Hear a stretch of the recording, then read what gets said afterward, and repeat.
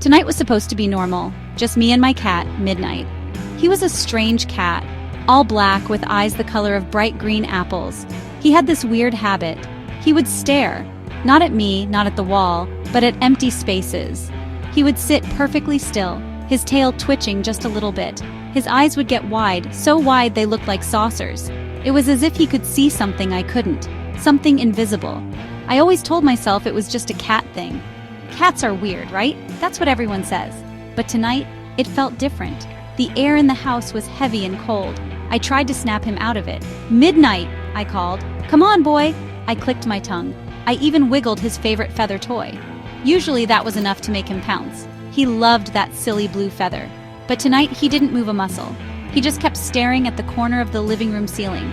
His head was tilted, and a low growl rumbled in his chest. It was a sound I had never heard him make before. It wasn't an angry growl, it was a scared growl. It sent a shiver right down my spine. The kind of shiver you get when you know something is very, very wrong. I walked over to the corner he was so obsessed with. I looked up. Nothing. Just a plain white ceiling. A tiny cobweb, maybe. I waved my hand through the air, expecting to feel something. A draft? A bug? But there was nothing. Just still, chilly air.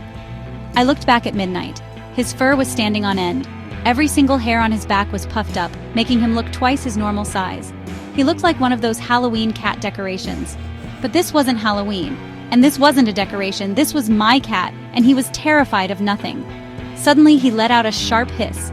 It echoed in the silent room, then he bolted. He didn't just run, he flew. A blur of black fur streaked past me and down the hallway. He moved so fast his claws scrabbled against the wooden floor, making a terrible scratching sound. I heard him race into my bedroom. Then silence. A deep, heavy silence that was somehow louder than the hiss had been. The room felt even colder now. The corner he had been staring at seemed darker than the rest of the ceiling. I swallowed hard. My heart was thumping against my ribs like a trapped bird. "Midnight?" I called out, my voice sounding small and shaky. I waited for a response. The little jingle of his collar, a soft meow, anything. But the house was completely quiet, too quiet. I hated it when it was this quiet. It made every little creak and groan of the old house sound like a footstep. I started down the hallway, my own feet moving slowly. The floorboards moaned under my weight. Each step was a new sound in the terrifying silence.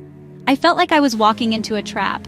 The hallway had never seemed so long or so dark before. I wished I had turned on more lights. I reached my bedroom door and pushed it open. The room was dark, except for the pale moonlight filtering through the window. It cast long, creepy shadows across the floor. My bed looked like a giant monster sleeping in the corner. My closet door was slightly ajar, looking like a dark mouth waiting to swallow me whole. I flicked the light switch. Click. Nothing happened. I flicked it again. Click, click. Still nothing.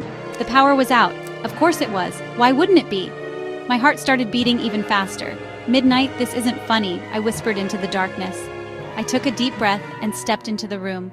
I had to find my cat. My bare feet felt cold on the floor. I checked under the bed, my hands patting the dusty floorboards. Nothing but a lost sock and a few dust bunnies. I checked behind the curtains, my fingers trembling as I pulled the thick fabric aside. Just the dark, wavy glass of the window pane. I peered into the closet, the darkness inside so thick it felt like I could touch it. I reached in, my hand shaking, and felt around. Piles of clothes, shoes. But no cat. Where could he be? He had run in here. I knew he had. A floorboard creaked behind me. I spun around, my breath catching in my throat. The hallway was empty. It was just the house settling, I told myself. Old houses make noises. But it didn't sound like the house. It sounded like a footstep. A slow, heavy footstep. I stood frozen in the middle of my room, listening. My ears strained to hear anything over the pounding of my own blood. Was something else in the house with me? Was that what Midnight was so afraid of? Was it what he saw in the corner of the living room? I wasn't just looking for my cat anymore. I was hiding. I backed away from the hallway, deeper into the shadows of my bedroom. My back hit the cold wall. I decided to stay put. Maybe if I was quiet, whatever was out there would go away. I slid down to the floor, pulling my knees to my chest. I tried to make myself as small as possible. The silence returned, pressing in on me from all sides. I held my breath, listening, and that's when I heard it. A new sound. It wasn't a creak or a groan. It was a whisper. It was so faint I thought I was imagining it. It sounded like it was coming from inside the walls. I pressed my ear against the cold drywall. Yes, there it was again. A soft scratching sound, and a whisper. It was a dry rustling sound, like dead leaves skittering across pavement. I couldn't make out any words. It was just a sound, a voice. But it wasn't human. It was airy and thin, like the wind whistling through a keyhole. Scratch, whisper, scratch, whisper. It was getting closer, moving through the walls, moving towards my room. I wanted to scream, but the sound was stuck in my throat. My body was frozen with fear. This had to be a nightmare. It just had to be. The scratching stopped right behind my head. The whispering grew louder, right on the other side of the wall. It sounded like it was trying to say something. A name, maybe. My name? I scrambled away from the wall, tripping over my own feet and landing hard on the floor. My breath came in ragged gasps. I stared at the spot on the wall where the sound had been. It was just a plain, empty wall, but I knew something was in there. Something was inside my house. Midnight knew it. He tried to warn me, and I didn't listen. Now I was trapped. Then I heard another sound, a familiar sound, the jingle of a tiny bell. It was coming from the closet with the door that was still slightly open. The whispering from the wall stopped. All the sounds in the house stopped. The only thing I could hear was that tiny, hopeful jingle. Midnight. He was in the closet. He was okay. Relief washed over me, so strong it made me dizzy. I had to get him. We had to get out of this house. Now! I crawled on my hands and knees towards the closet, the little bell jingling again, calling me closer. I reached the closet and pulled the door open wide. "Midnight?" I whispered, peering into the suffocating darkness. I saw his two green eyes, shining like marbles near the back wall. He wasn't scared anymore. He was calm. He let out a soft meow, a happy sound this time. The little bell on his collar jingled as he trotted forward, out of the darkness and into the pale moonlight. I reached out to scoop him up, to hold him tight and never let him go. I was so happy to see him I almost cried. But then I saw it. I saw what he had in his mouth. He wasn't carrying his toy mouse. It wasn't a bug or a spider he had caught. It was something else, something long and thin and pale. It looked like a finger. A long, withered finger with a cracked, yellowed nail. It was dry and brittle, like a piece of old wood.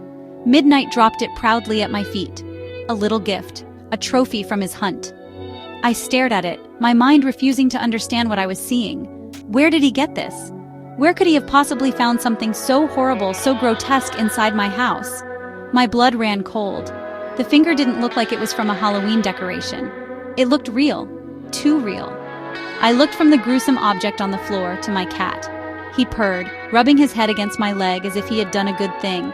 He had chased the monster away. He had protected me. And this was his prize. The whispering in the walls, the scratching. It wasn't a ghost. It was something physical, something that could be hunted, something that could leave pieces of itself behind. I heard a noise from the living room. It was a faint, dragging sound, the sound of something heavy being pulled across the floor, and then a soft, wet thump against my bedroom door. I looked at Midnight. He was no longer purring. His green eyes were fixed on the door, and a low growl started deep in his chest once more. He knew what was out there, and I knew it too. It had come back for its missing piece, and this time, I don't think my cat could stop it.